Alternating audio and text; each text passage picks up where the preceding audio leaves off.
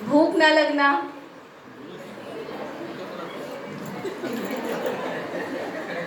स्वस्थ हैं आप लोग। अकेले बैठना, अकेले बैठने की इच्छा होती है? होती है। पढ़ने से डर लगना, होती है? आपको होती है? ऐसे ही पहचानना है, ठीक है, कि कुछ तो परेशानी हो रही है, लेकिन हमें समझ में नहीं आता है कि हम इस पे काम कैसे करें। परेशानी सबको पता है ना?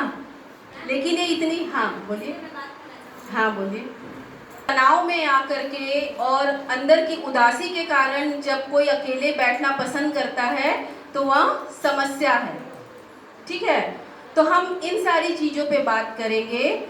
आप लोगों के लिए हम बहुत ज़्यादा विस्तृत चारों ओर से बात नहीं करेंगे। हम स्पेशली अभी जो आप लोग स्टूडेंट हैं, इस पीरियड में जो जो होता है हम उसको लेकर के बात करेंगे। सबसे पहले तो पहचानना सीख लिए हम कि कुछ तो परेशानी है, ठीक है। आइडेंटिफाई कर लिए कि भूख नहीं लग रही है, रात में नींद नहीं आ रही है, या अकेले बैठना हमको बहुत ज़्यादा अच्छा लग रहा है, किसी से मिलना जुलना हमें अच्छा नहीं लग रहा है। पहचान लिए हम। अब इनको हम सॉल्व कैसे करेंगे? एक तो सबसे पहले पहुंचना है,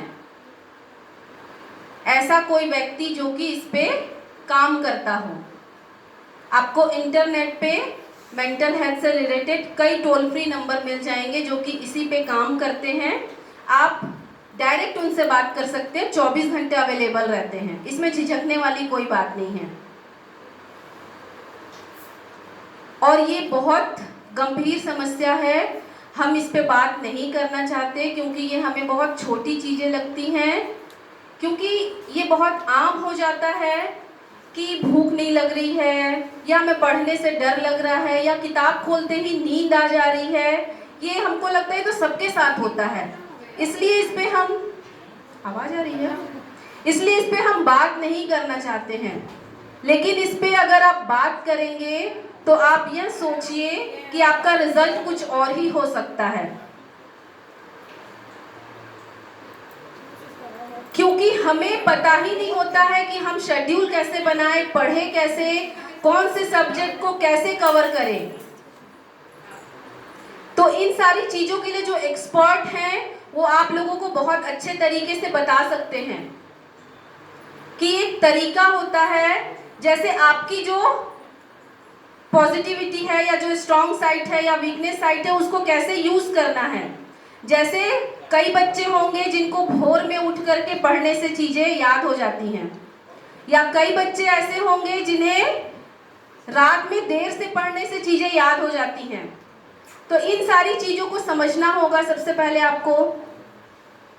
और जो टफ, सबसे ज्यादा टफ सब्जेक्ट आप लोगों को लगता है उसको सबसे पहले कवर करना है,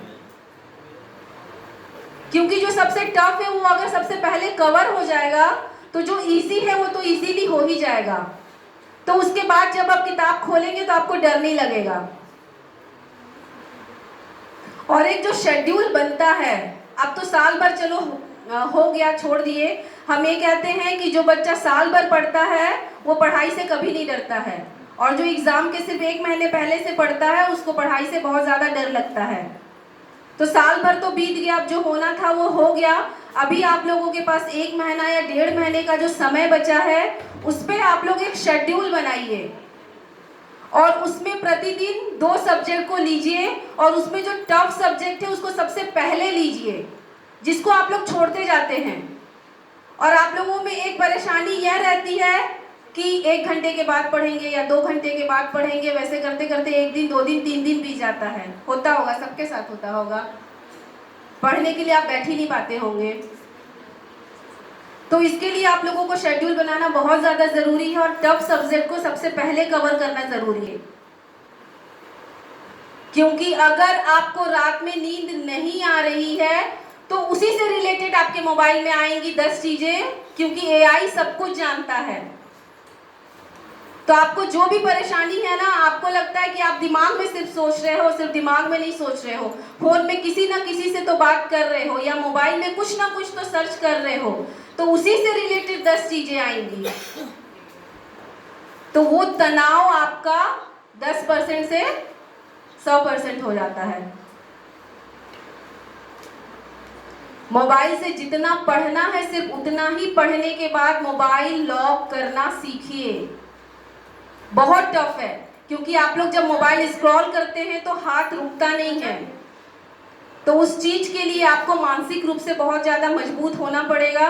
और जैसे ही आपकी पढ़ाई की चीजें खत्म हुई, वैसे ही मोबाइल को लॉक करिए, क्योंकि जब जिस चीज से आप जूझ रहे हैं मोबाइल में उसी से रिलेटेड 10 चीजें आती हैं, तो आपको उसको देखने में बहुत ज्यादा मजा आता है और उसी को फिर स्टेटस लगाने में और ज्यादा मजा आता है। तो मोबाइल बहुत बड़ा कारण है तनाव को बढ़ाने में। और ये छोटा छोटा जो तनाव है कब बड़ा रूप ले लेता है हमको समझ में नहीं आता है।